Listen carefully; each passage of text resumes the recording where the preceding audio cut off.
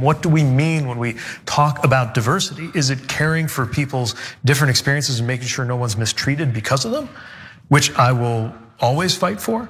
Or is it making people sit through a training that looks like something out of Portlandia? I like Pete, of course, but I think he got that so wrong, and I think it was so tone deaf, considering what's going on, all of it. Okay, so if those clips are any indication, the Democratic Party is starting to split over its commitment to identity politics. Pete Buttigieg made his comments on Tuesday, and Sunny Hostin spoke out against what he said today. We'll watch the full comments and the rebuttal in a moment, but first, Cenk, Democrats, especially progressive, often get criticized for being too into identity politics to the point that it can sometimes alienate otherwise would-be Democratic voters. What are your first impressions of this story? I want to give credit to Sunny Hostin doing something that I thought was previously unimaginable. She's going to get me to defend Pete Buttigieg. So wait till you see what she says, and then I'm going to rip it to shreds because it's really disgusting. It's totally misleading her audience. All right, let's watch it.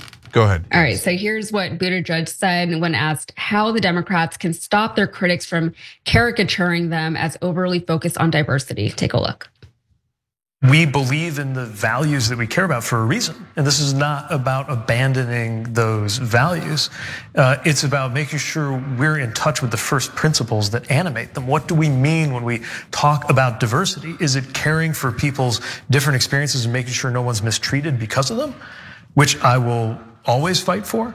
Or is it making people sit through a training that looks like something out of Portlandia, which I have also experienced, and it is how Trump Republicans are made. If that comes to your workplace with the best of intentions, but doesn't actually get at what actually matters here, what's actually at stake.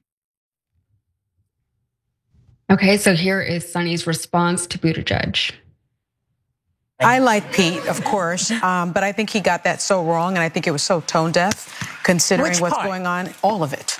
I thought all of it was tone deaf, because what happens is when from 1776 to 1965, you have basically white men in charge of everything, right? Women, people of color, we're left out of just equality of opportunity, that sort of thing. And I think when that equality starts popping up in terms of diversity program, equality now feels like oppression to those people who were at the top of the ladder, not necessarily because of their merit, but because of their identity, right?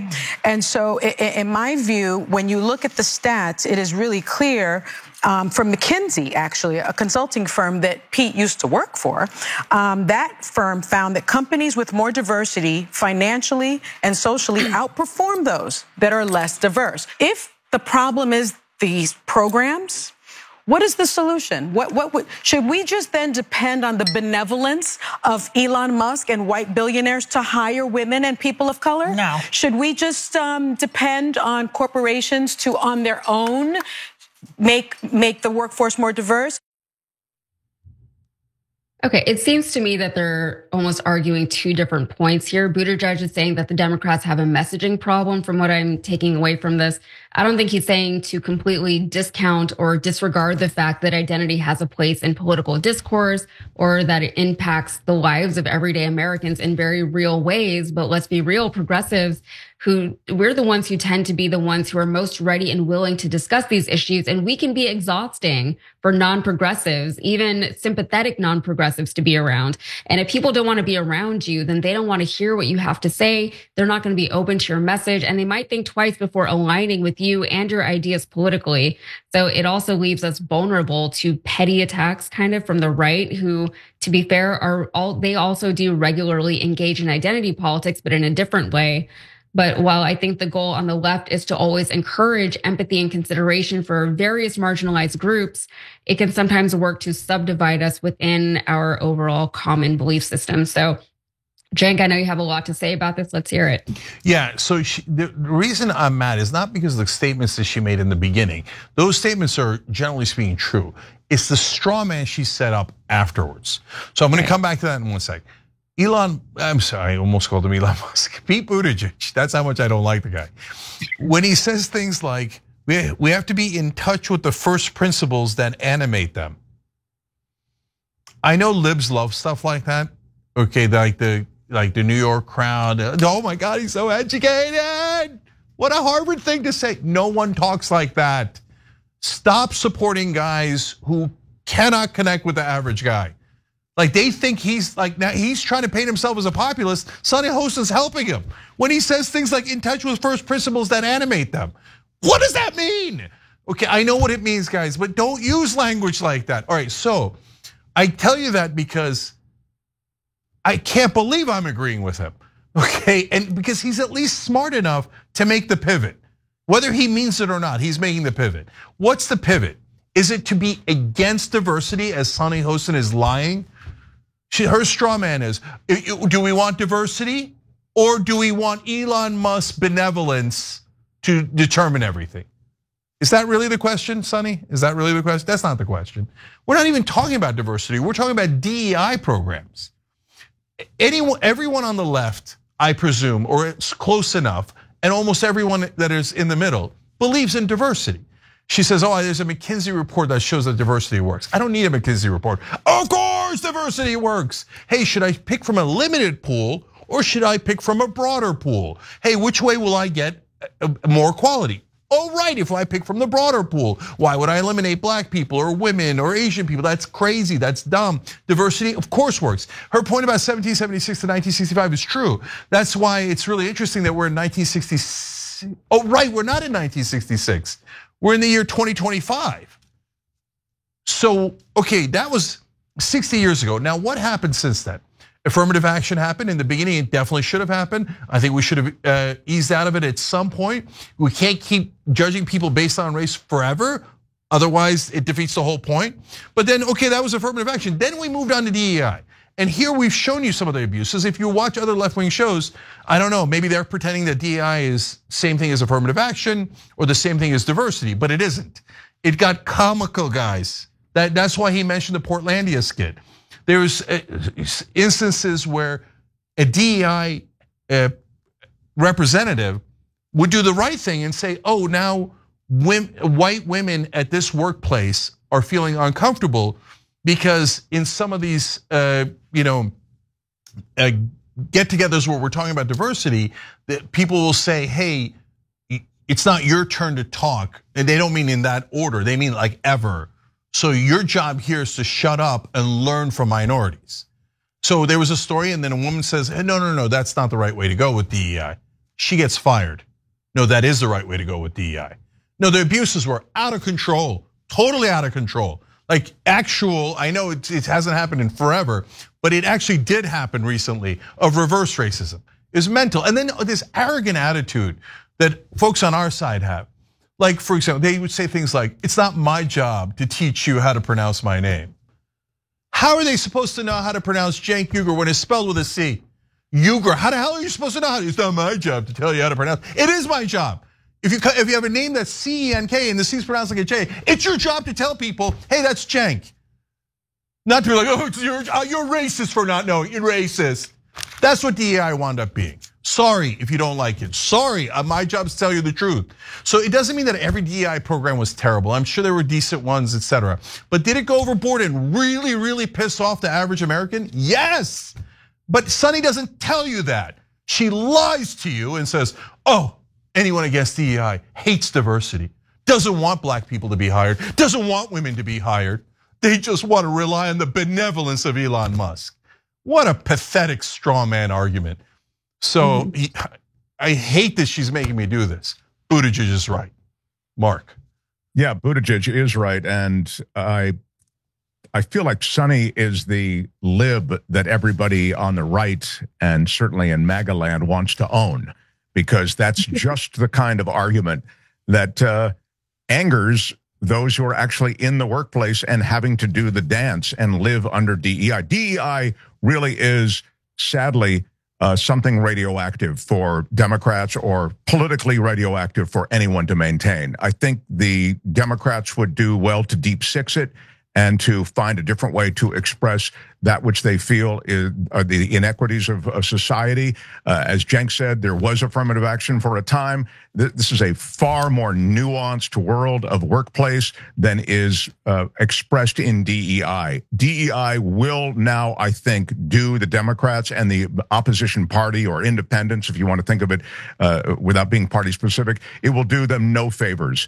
And so defending it is a huge mistake. I understand Sunny's a talk show person and she's engaged in a back and forth, but Buttigieg is right on this. And you can see him beginning to start that backpedal that I'm sure he feels Democrats have to do, and he's right. Mm-hmm. What do you Cenk, think? I really want to get to this next story. What do you think? Oh, okay, yeah, I hear you. All right, look, last thing I'll say real quick. Remember when the Republicans were all going on and on about critical race theory? That didn't stick. And I know why they're doing it, guys. They're trying to get you agitated to fight one another.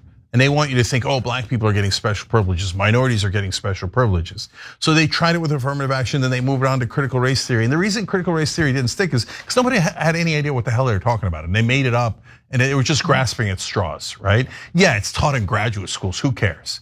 Once they got to DEI, ding, ding, ding, ding, ding, ding, ding, the whole place lit up. Why? Because a lot of people deal with that at work, and then they get these things that are like, wait, I'm not allowed to say anything. I have different rights now than other people.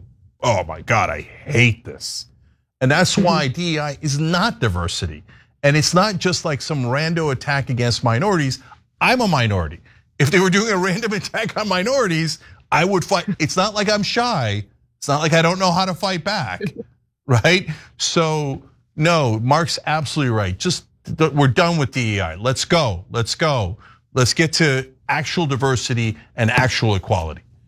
Okay. Yeah, and I think what else is interesting about DEI is that it really started off as something completely different from what it became. I think the intention behind it was completely different. It started off, if I'm not mistaken, as an initiative for different businesses to just be more transparent about the things that they were doing in their companies.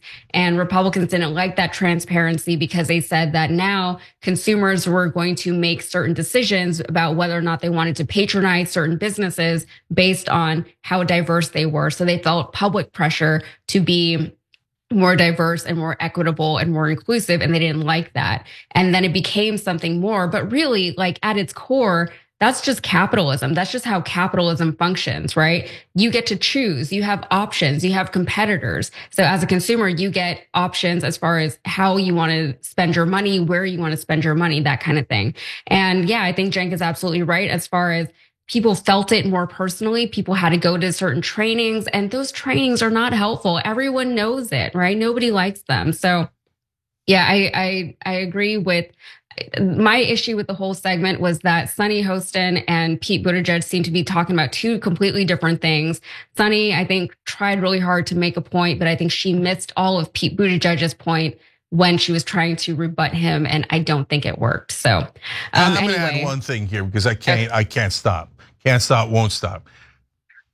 A lot of times DEI is for wealthy minorities.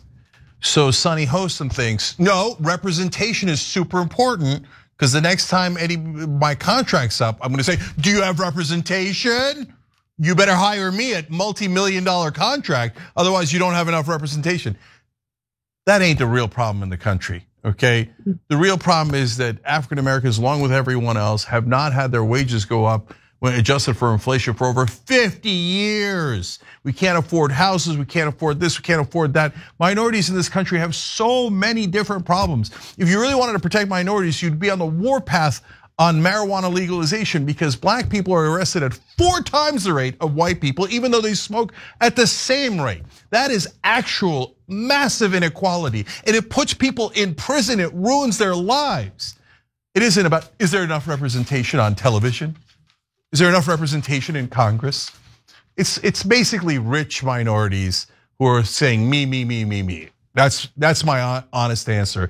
And if Sunny Hostin catches feelings about that, oh my God, I couldn't care less. Please rant against me. It'll make me way more popular. Thanks for watching The Young Turks. I really appreciate it. Another way to show support is through YouTube memberships. You'll get to interact with us more. There's live chat emojis, badges. You've got emojis of me, Anna, John, JR. So those are super fun. But you also get playback of our exclusive member-only shows and specials right after they air. So all of that, all you gotta do is click that join button right underneath the video. Thank you.